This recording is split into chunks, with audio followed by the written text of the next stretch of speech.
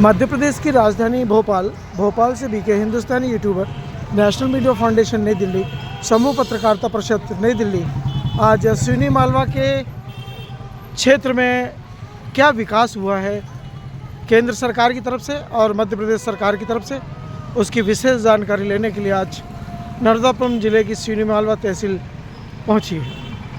National media foundation नई दिल्ली, समूह पत्रकारिता परिषद नई दिल्ली, भारतीय पत्रकार संघ नई दिल्ली, AIJ नई दिल्ली। यहाँ पर सबसे बड़ी चीज़ ये देखने मिली कि मध्य प्रदेश सरकार ने सिवनी मालवा को एक शिक्षा के क्षेत्र में आगे बढ़ाने के लिए CM राइस स्कूल दिया। यह पहली बस CM राइस की निकली और भी लाइन लगी हुई है CM राइस बस की। यह दूसरी बस 6 नंबर की CM राइस की निकली जो ग्रामीण क्षेत्रों की ओर रवाना हो रही है। और इसी प्रकार हरदा रूट के लिए भी गाड़ियां खड़ी हैं जिसका कि हरदा रूट तरफ मुँह है, जिसमें एक बस अभी हरदा रूट के ऊपर रवाना हो रही है। चूँकि हरदा रूट इसलिए बोलना पड़ेगा कि सिवनी मालवा से हरदा की तरफ यह रोड निकल कर जाता है। अब कुछ ही देर बाद और भी बसें यहाँ से CM राइस के बच्चों को ग्रामीण क्षेत्रों में लेकर रवाना होगी। यह अब रूट नंबर 1 की बस यहाँ से रवाना हुई, जिसमें CM राइस के बच्चे अपने गंतव्य निवास की ओर रवाना हो रहे हैं।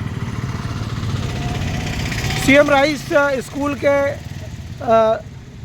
एकदम सामने डॉक्टर भीमराव अंबेडकर सामुदायिक स्वास्थ्य केंद्र है। ये दोनों बिल्डिंगें बहुत छोटी थी जब हम छत्तीसगढ़ से अपनी टीम को लेकर मध्य प्रदेश आए थे।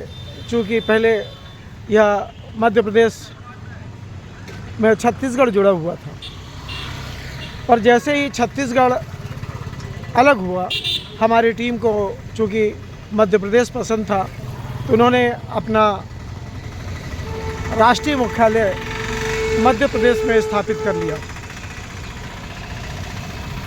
जब हमारी टीम यहाँ पर पहुँची थी आज से बहुत वर्षों पीछे, 20, 22, 32 साल पीछे, तो ये दोनों केंद्र CM राइस स्कूल पहले एक छोटा सा एक विद्यालय था, बॉयज़ विद्यालय, और पीछे में ही कन्या विद्यालय। दादा हजारीलाल रघुवंशी के दरमियान कन्या विद्यालय का विकास हो चुका था। जैसी भारतीय जनता पार्टी की सरकार आई, उन्होंने ये देखा कि सबसे पक्का गढ़ दादा हजारीलाल रघुवंशी का गढ़ कांग्रेस का सिवनी मालवा, यह अब 5 नंबर रूट की CM राइस की बस यहाँ से अब रवाना हो रही है ग्रामीण क्षेत्र में बच्चों को उनके निवास स्थान की ओर ले जाने के लिए। तो जैसे ही जब आंकलन किया गया, राजनीतिक तौर पर जब आंकलन किया गया, तो सिवनी मालवा विधानसभा, चूँकि इंदिरा गांधी जी यहाँ पर कुछ समय के लिए दादा हजारीलाल रघुवंशी के निवास पर पहुँची थी, जो कि देश की प्रधानमंत्री थी। निश्चित तौर पर जहाँ पर प्रधानमंत्री आए हों, उस स्थान को भारतीय जनता पार्टी का गढ़ बनाने के लिए एक रणनीति तैयार की गई, और उस रणनीति के में ये देखा गया कि जनता को क्या चाहिए।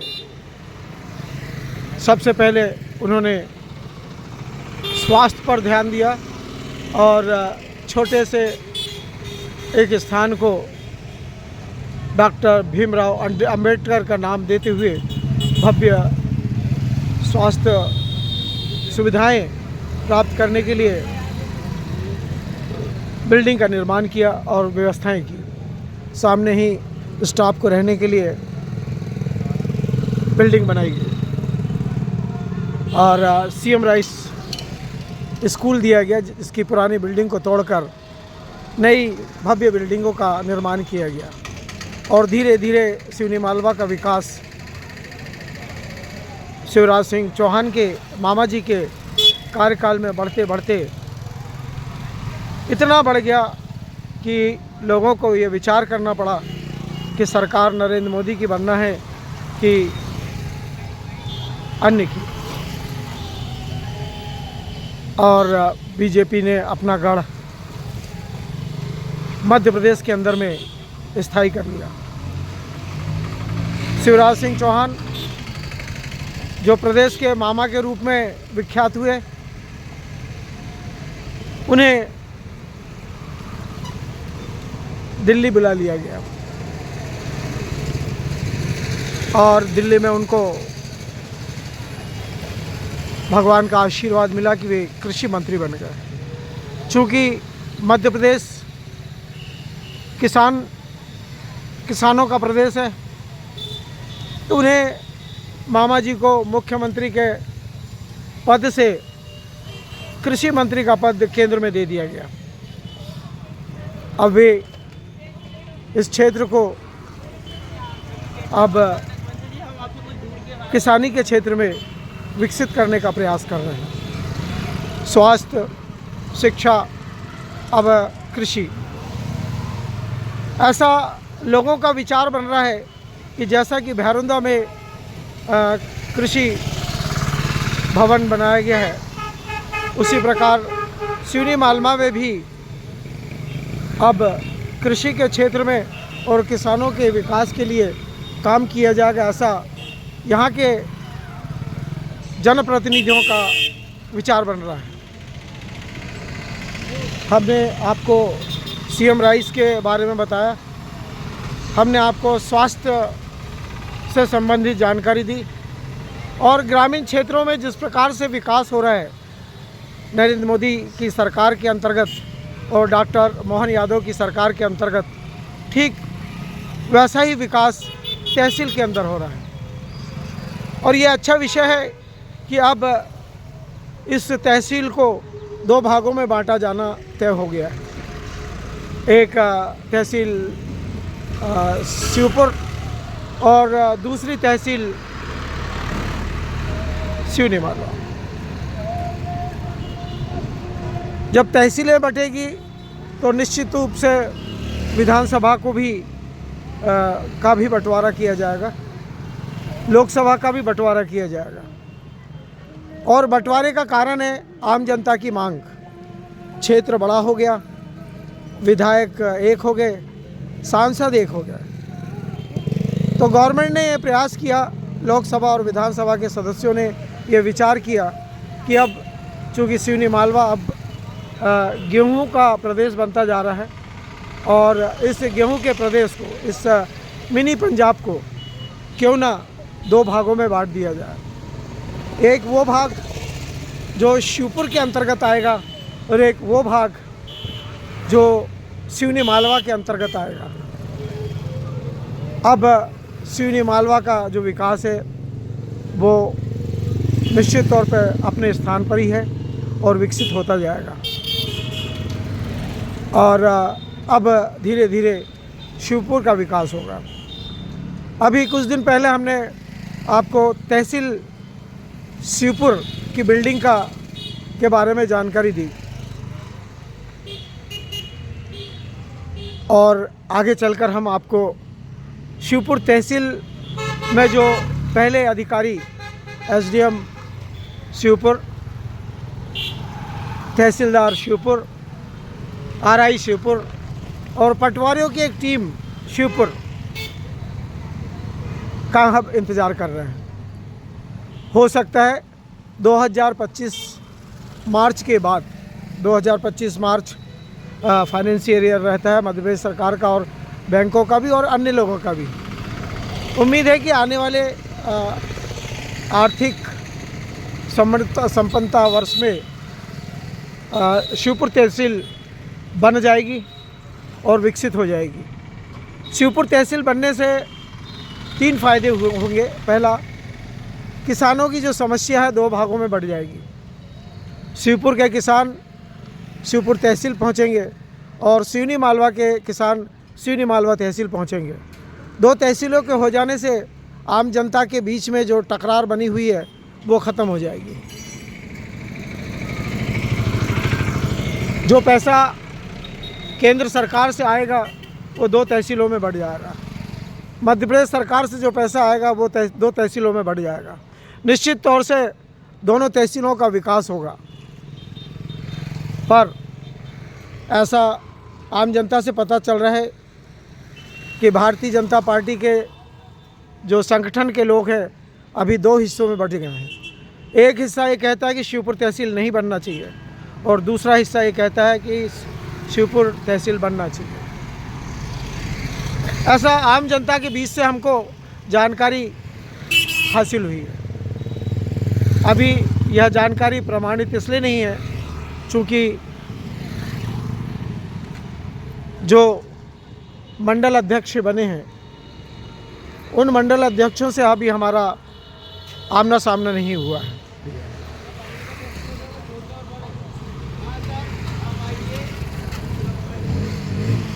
एक मेरे को कौन सा अच्छा मैं सोचा अखबार लेके आएगा।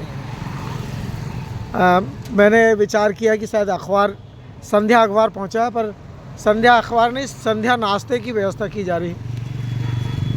अब हम कुछ देर विराम देने के बाद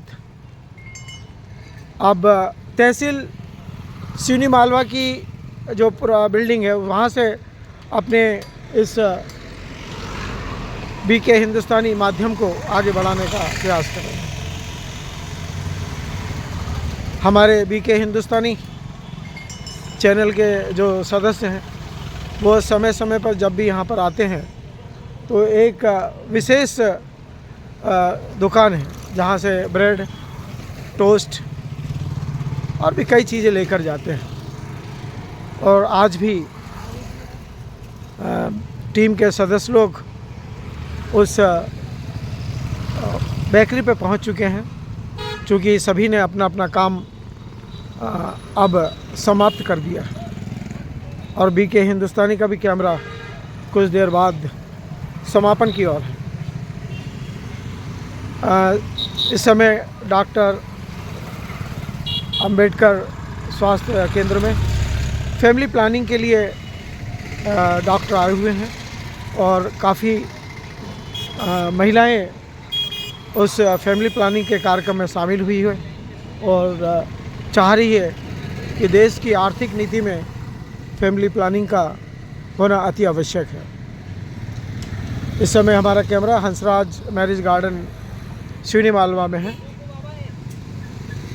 जहाँ पर बहुत बड़े बड़े कार्यक्रमों का आयोजन राजनीतिक स्तर में, सामाजिक स्तर में एवं पत्रकारिता के स्तर में होता है और होता आ रहा है। चूँकि यह गार्डन शहर के से लगा हुआ है और शहर के बीच में, इसीलिए चूँकि जो शहर में रहते हैं वो चाहते हैं कि हर कार्यक्रम शहर के बीच में हो तो ज़्यादा प्रमाणित रहेगा। और भी गार्डन है, अन्य गार्डनों के बारे में भी हम समय समय पर आपको जानकारी देने का प्रयास करेंगे। आज के इस तृतीय पेज में हम इस हनुमान मंदिर के जो हरदा नाके के रूप में जाना जाता है, यह भव्य मंदिर मात्र एक छोटे से रूप में किसी समय हुआ करता था। धीरे धीरे धर्म प्रेमियों ने इस स्थान को भव्य बनाने का प्रयास किया और भव्य बना।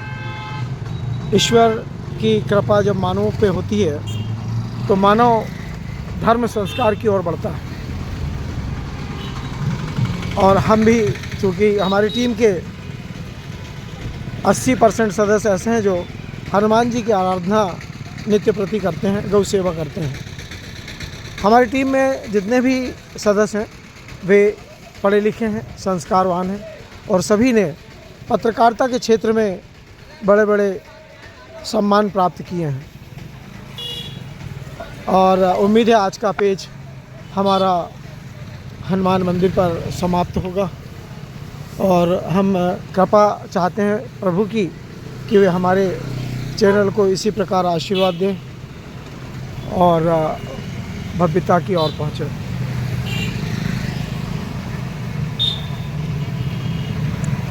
सीएम राइस स्कूल के एकदम सामने में यह हनुमान जी का भव्य स्थान, जहाँ पर एक समिति का भी संचालन किया जाता है और समिति में भी वही लोग शामिल हैं जो धर्म प्रेमी हैं और धर्म के प्रति अपनी श्रद्धा रखते हैं। नगर पालिका परिषद सिवनी मालवा ने बुजुर्गों को बैठने की यहाँ पर व्यवस्था की है। और श्री दक्षिण मुखी संकट मोचन हनुमान मंदिर, छोटा सा स्थान, धर्म प्रेमियों के सहयोग से संस्कार से आज भव्यता की ओर है।